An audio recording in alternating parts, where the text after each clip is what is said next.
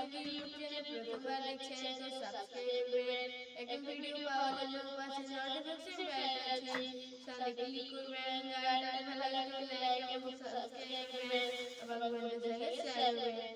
আসুন শুনে নিন।